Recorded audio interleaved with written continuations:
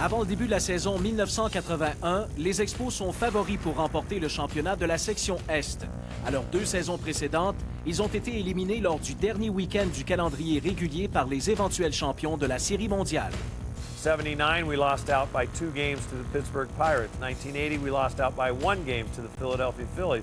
So coming into spring training, we really felt like this was going to be our year. La confiance était au rendez-vous. On savait que si les cartes tombaient bien, à ce moment-là, on avait une chance. C'était de loin l'équipe la plus rapide du baseball majeur. Faut pas que tu n'aies pas de releveur. Tu n'as pas de releveur numéro 1 pour commencer. Qui va finir les matchs? T'as encore primé dans ta tête, mais t'as personne fini. Au cours de l'hiver, Ron LeFleur profite de son autonomie pour se joindre aux White Sox. Son départ a de quoi inquiéter puisqu'il a volé 97 buts l'année précédente. Mais les Expos lui trouvent vite un remplaçant tout désigné. À un club déjà rapide, il a ajouté une Formule 1.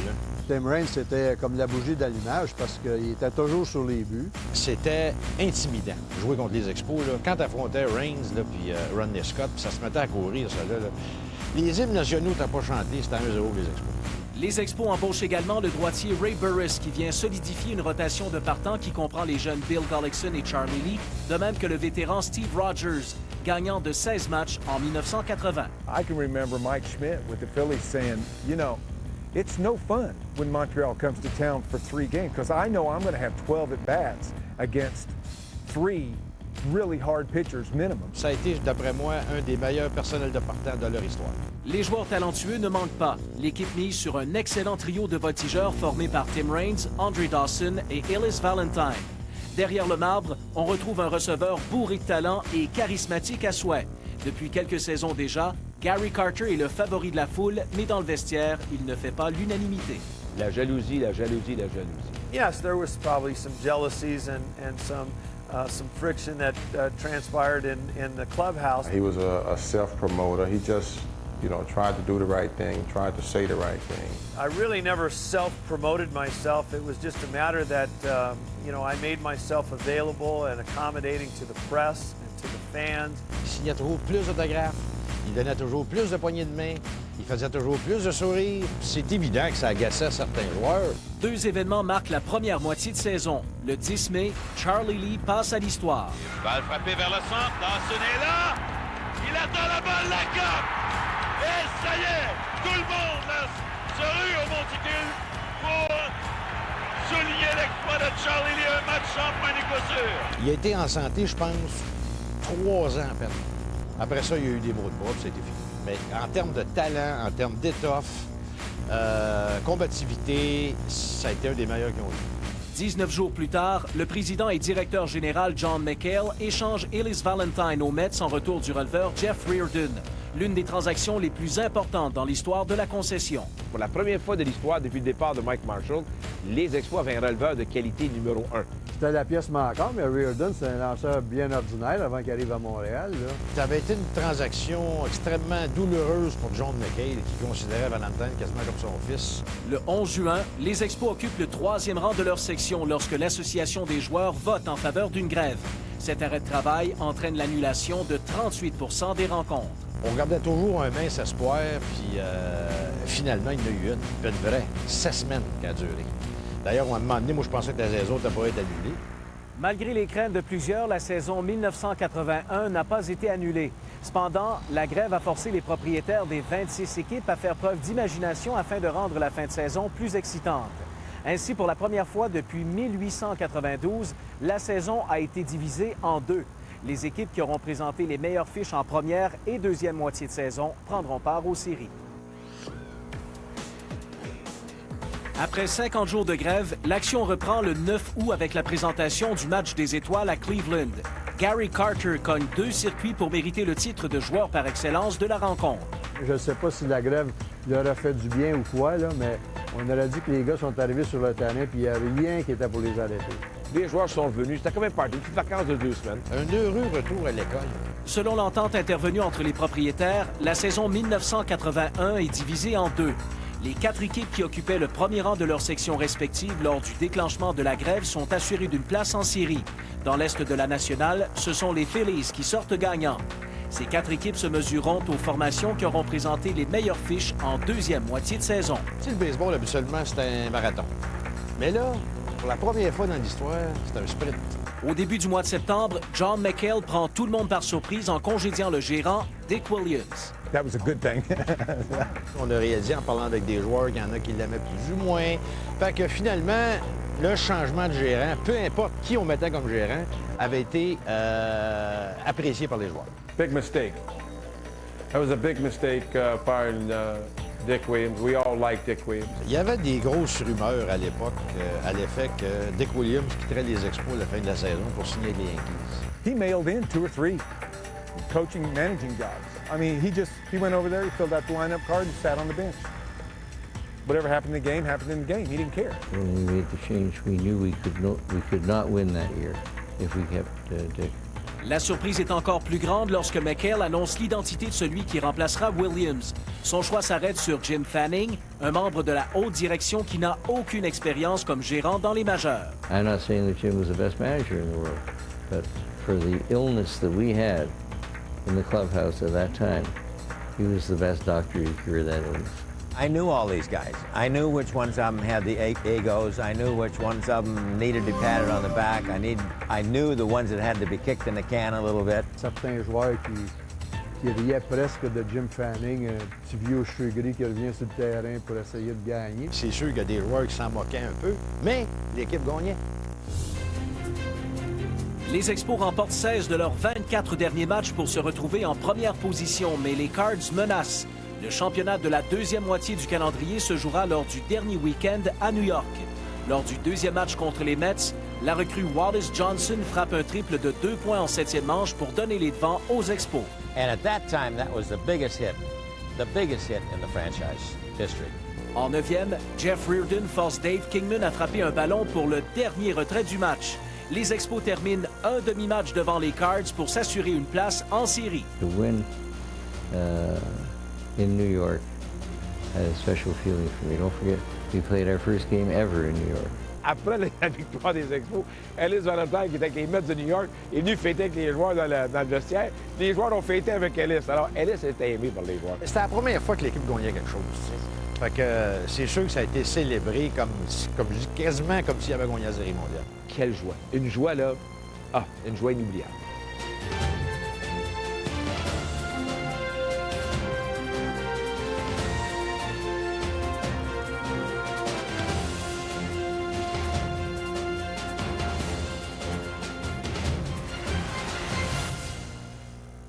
L'idée de diviser la saison en deux n'aura pas fait que des heureux. Si on avait tenu compte du classement cumulatif, ce sont les Reds et les Cards qui auraient dû participer aux séries puisqu'ils avaient présenté les meilleures fiches en saison régulière dans la Ligue nationale.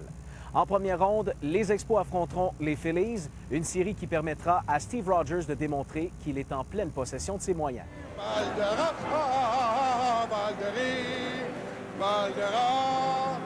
La série de championnat de la section Est se met en branle au Stade olympique. Jeff Reardon obtient 2 sauvetages, les Expos mènent la série 2-0 et à Montréal, c'est l'affaire.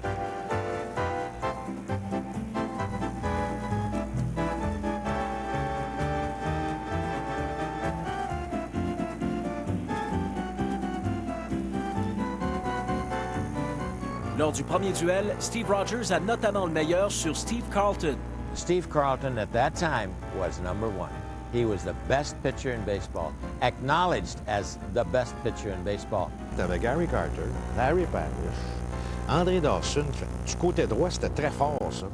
Fait que quand il arrivait contre Carlton, nous autres, il y avait un certain succès. C'est contre les droitiers qu'il en arrachait parce qu'il n'y avait pas assez de bons frappeurs gauchers. Acculés au mur, les Phillies remportent les 2 matchs suivants au Veterans Stadium pour forcer la présentation d'une 5e rencontre. On savait que Rogers revenait.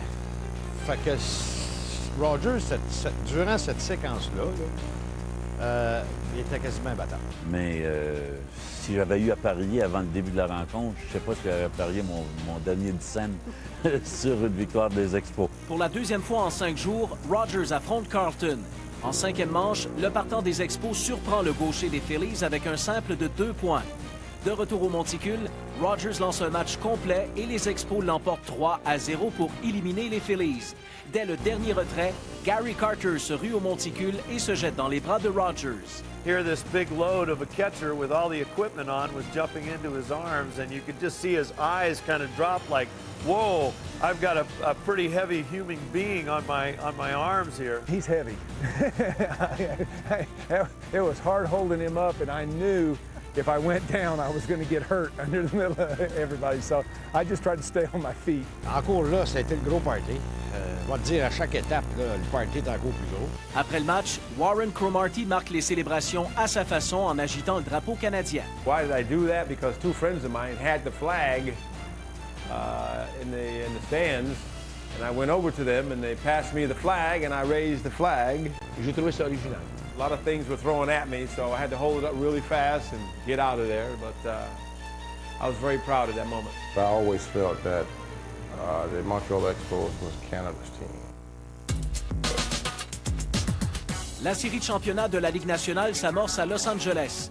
Après avoir perdu la première rencontre, les Expos voient Ray Burris lancer un match complet de 5 coups sûrs dans une victoire de 3-0 contre Fernando Valenzuela. Handing the ball to Ray Burris and the way he pitched, it was just awesome. You know, you couldn't have asked for better. Il s'est avéré peut-être un meilleur lanceur qu'on ne l'avait espéré en début de saison. La série était égale 1-1. Puis tous les matchs suivants se jouaient à Montréal. Donc, l'équipe était en bonne position. Lors du troisième match, les Expos tirent de l'arrière 1-0 en sixième lorsque Larry Parrish cogne un simple d'1 point pour créer l'égalité. Gary Carter est au deuxième coussin et Parrish au premier lorsque Jerry White, on l'appelait Jérôme Leblanc pour le taquiner, se présente au bâton.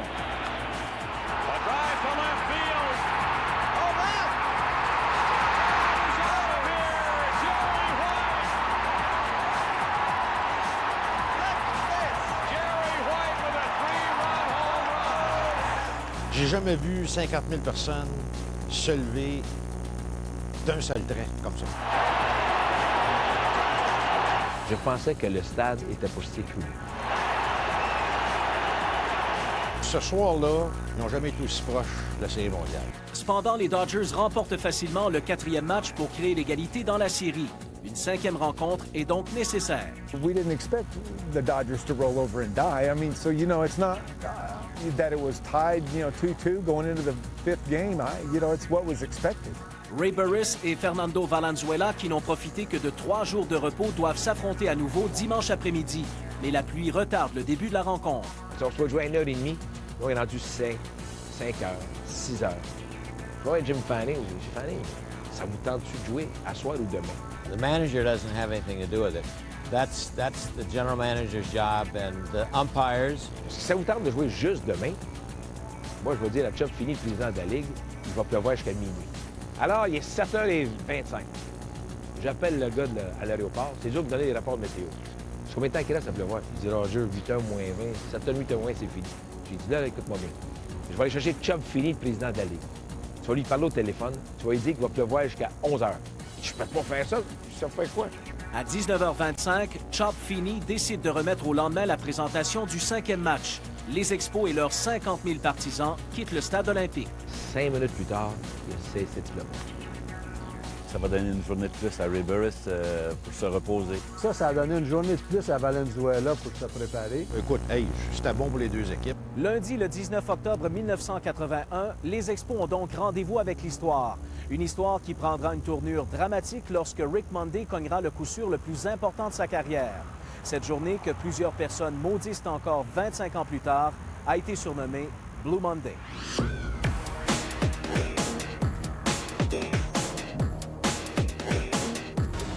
Lundi, le 19 octobre 1981.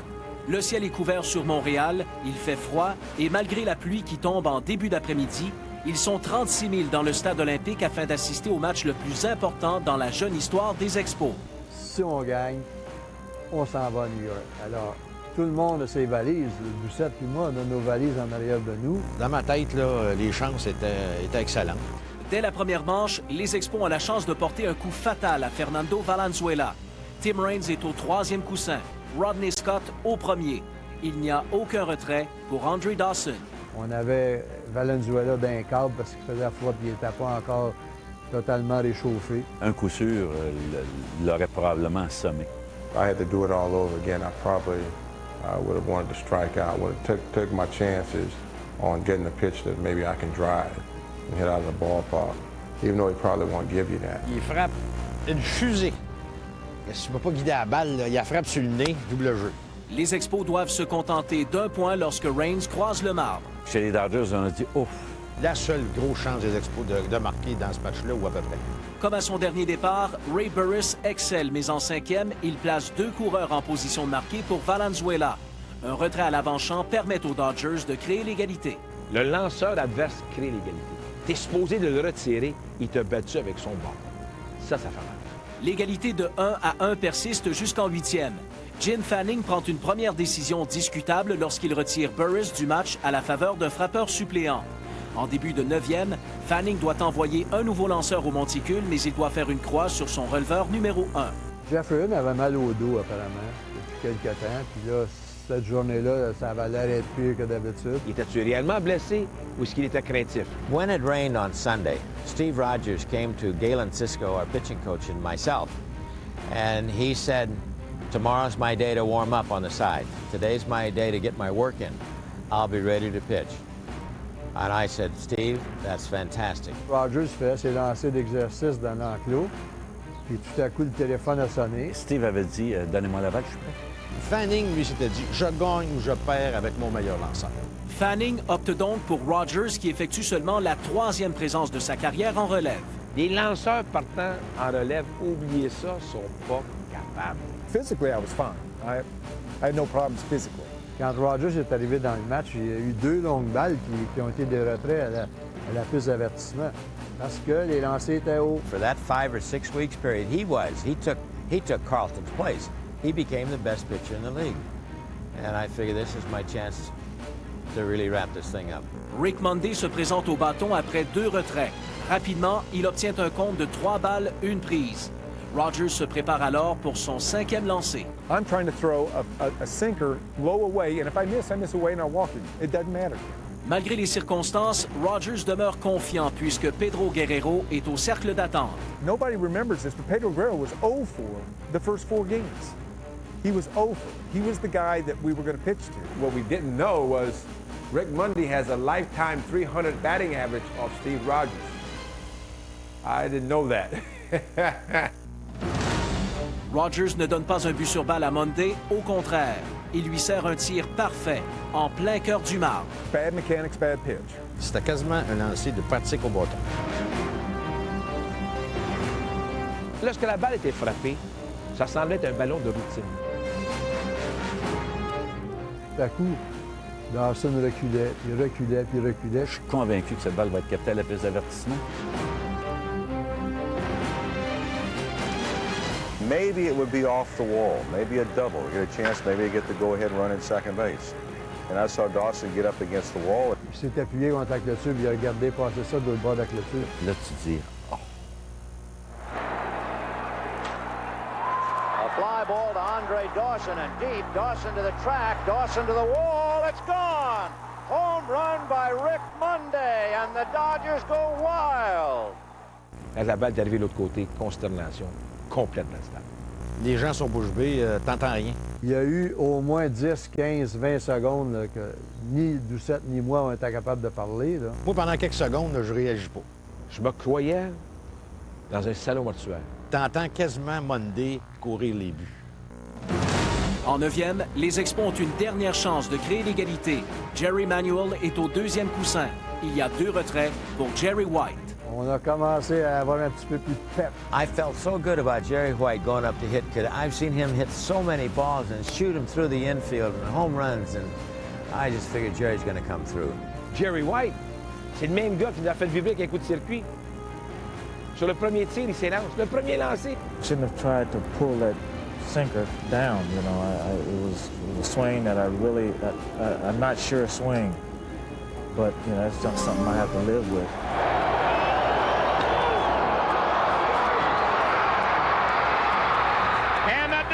Are National League champions. At that moment, you know, the realization hits you that, you know, the season's over. Grosse déception. People still in the stands after the game was over. A lot of people who were sad, a lot of people were crying. Such as me and Dawson, we cried like babies in the locker room. Paf! Fini. On rentre à la maison. Wow. C'est fini. A couple of years ago, we came in a late night charter into Montreal from somewhere on the Dodger charter plane. A traveling party of about 45. And all these different countries are represented. Who do you think was sent in the back room of immigration coming into Canada? Not anyone from those countries, it was me. And I was sat back in this room for about 20 minutes. No one would speak with me. A gentleman came out with a smile on his face, had me go into his office. He pounded on the computer for about 5 minutes, didn't say a word, and looked at me and said, "Do you have any idea why you're back here?" And I said, "Does it have anything to do with the home run hit in 1981? He goes, "You may leave."